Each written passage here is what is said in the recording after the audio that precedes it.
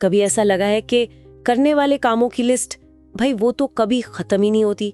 हर समय बस भाग दौड़, व्यस्तता, पर लगता है कि आगे बढ़ ही नहीं रहे।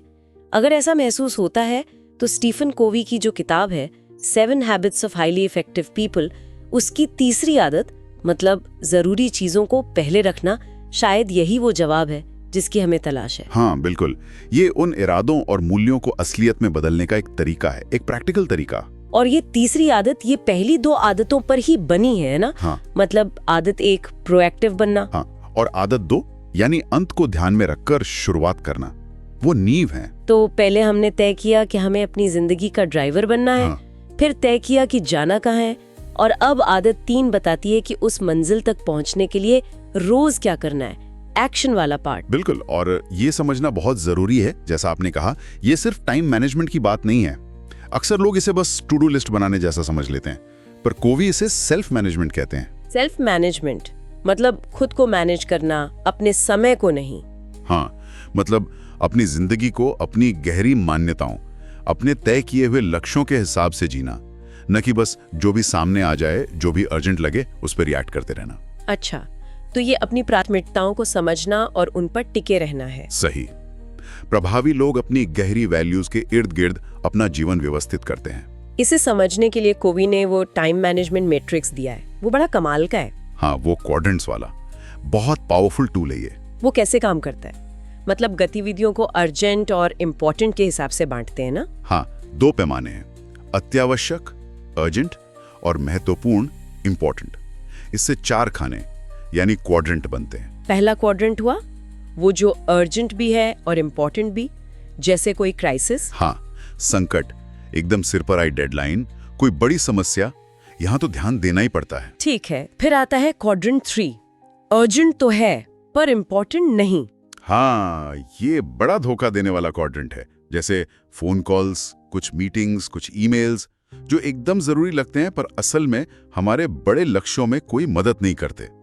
दूसरों की प्राथमिकताएं होती हैं अक्सर। समझ गई। और क्वाड्रेंट 4 तो सीधा सीधा टाइम वेस्ट है। हाँ, ना अर्जेंट ना इम्पोर्टेंट, जैसे बेवजह सोशल मीडिया स्क्रॉल करना या कुछ और जो बस समय बर्बाद करे। और फिर सबसे अहम क्वाड्रेंट 2, ये महत्वपूर्ण तो है पर अर्जेंट नहीं। यही है वो जादुई क्वाड्रेंट। प्लानिंग, रिश्ते बनाना, कुछ नया सीखना, सेहत का ध्यान रखना, तैयारी करना। पर यही वो चीजें हैं जो हम सबसे ज्यादा टालते हैं, क्योंकि वो चिल्लाती नहीं है ना, कोई तुरंत की आग नहीं लगी होती। बिल्कुल सही कहा। क्वाड्रेंट 1 और 3 की तरह कोई बाहरी दबाव या तात्कालिकता नहीं होती, इसलिए इनको टालना बहुत आसान लगता है।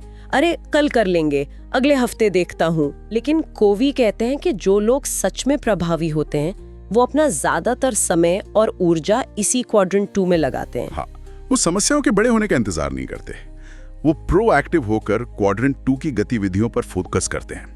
यही वो जगह है जहां आप असल में अपने लक्ष्यों की ओर बढ़ते हैं, जहां आप लॉन्ग टर्म सोचते हैं। ये आग बुझाना नहीं, आग लगने से रोकना है। इसे समझाने के लिए वो कंपास और घड़ी वाला उदाहरण भी देते हैं। वो क्या है? हाँ, वो भी बड़ा अच्छा रूपक है।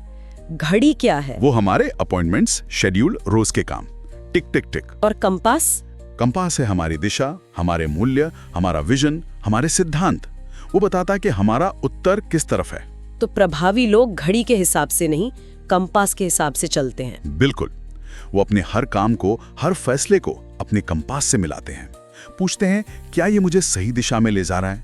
क्या ये मेरे लिए वाकई महत्वपूर्ण है या बस अर्जेंट लग रहा है? पर ऐसा करने के लिए, मतलब क्वाड्रेंट 2 पर फोकस करने के लिए और कंपास फॉलो करने के लिए, एक चीज बहुत जरूरी हो जाती है। क्या? ना कहना उन चीजों को जो अर्जेंट है पर इम्पोर्टेंट नहीं, या जो दूसरों की प्राथमिकताएं हैं, हमारी नहीं। हाँ, ये बहुत बड़ा पॉइंट है, ना कहने की हिम्मत। ये साहस का काम है, खासकर क्वाड्रेंट 3 की चीजों को जो अक्सर दूसरों की उम्मीदों से जुड़ी होती हैं। हाँ, ये सुनने में तो ठीक लगता है, पर असल में मान लीजिए बॉस कोई ऐसा काम दे दे जो क्वाड्रेंट 3 का है, कैसे मना करें? देखिए, कोवीज का एक बहुत गहरा जवाब देते हैं। वो कहते हैं कि किसी छोटी चीज को ना कहने की ताकत तब आती है जब आपके अंदर किसी बड़ी चीज के लिए एक जबरदस्त हाँ जल रही हो। वाह, मतलब जब आप अपने क्वाड्रेंट 2 के लक्ष्यों और अपनी वैल्यूज को लेकर एकदम क्लियर और कमिटेड होते हैं, जी। जब आपका क्यू बहुत मजबूत होता है, तो उन चीजों को मना करना आसान हो जाता है जो आपको उस रास्ते से भटकाती हैं। आपका फोकस इतना पक्का होता है। समझ गए।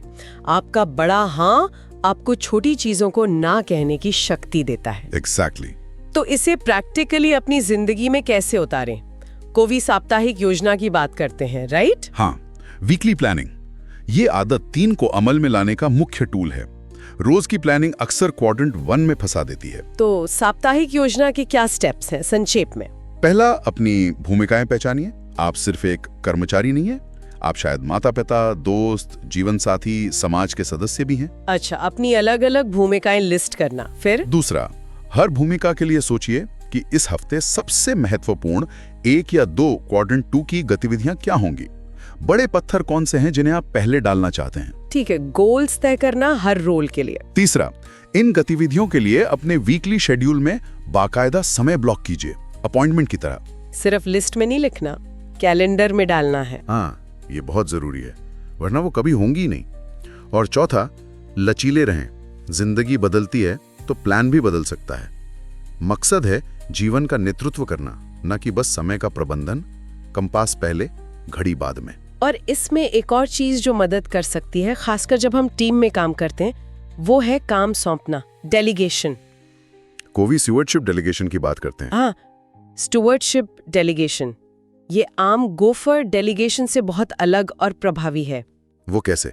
गोफर मतलब बस काम बता देना। हाँ, जाओ ये कर लाओ। इसमें आप तरीका बताते हैं, लेकिन स्टुअर्डशिप डेलीगेशन में आप नतीजों पर फोकस करते हैं। आप स्पष्ट रूप से बताते हैं कि क्या नतीजा चाहिए, किन गाइडलाइंस का पालन करना है, क्या संसाधन उपलब्ध हैं, कैसे जवाबदेही तय होगी और क्या परिणाम होंगे, अच्छे या बुरे। लेकिन कैसे करना है ये उस व्यक्ति पर छोड़ देते हैं। बिल्कुल, आप उन्हें तरीका चुनने की स्वतंत्रता और जिम्मेदारी देते हैं। इससे सामने वाले का ओनरशिप और विश्वास बढ़ता है और आप खुद क्वाड्रेंट 2 की ज्यादा महत्वपूर्ण गतिविधियों के लिए फ्री हो जाते हैं। वाह, ये तो बहुत बढ़िया तरीका है। तो कुल मिलाकर आदत 3 कहती है कि अपनी जिंदगी सोच समझकर जिएं, बस रिएक्ट करते हुए नहीं। अपने रोज के कामों को अपनी गहरी वैल्यूज और लक्ष्यों से मिलाएं। हाँ, और सबसे महत्वपूर्ण चीजों में इन्वेस्ट करें, उन्हें प्राथमिकता दें। और बाकी जो ध्यान भटकाने वाली कम जरूरी चीजें हैं, उन्हें हिम्मत से ना कहना सीखें। सही, ताकि हम सिर्फ व्यस्त न दिखें, बल्कि असल में प्रभावी बने, प्रोडक्टिव बने अपने लक्ष्यों की दिशा में। ये सच में जीवन बदलने वाली सोच है। और अंत में एक सवाल सबके सोचने के लिए छोड़ता हूं। अगर हम सच में ईमानदारी से सिर्फ कामों को प्राथमिकता देने के बजाय उन चीजों को प्राथमिकता देना शुरू कर दें जो हमारे लिए वाकई मायने रखती हैं, हमारे रिश्ते, हमारा स्वास्थ्य, हमारा सीखना, हमारा योगदान, तो ये छोटा सा बदलाव हमारे रोजमर्रा के जीवन के अनुभव की क्वालिटी और उसके अर्थ को दिन प्रतिदिन कैसे बदल सकता है। ये वाकई सोचने वाली बात है। इस पर जरूर विचार करना चाहिए।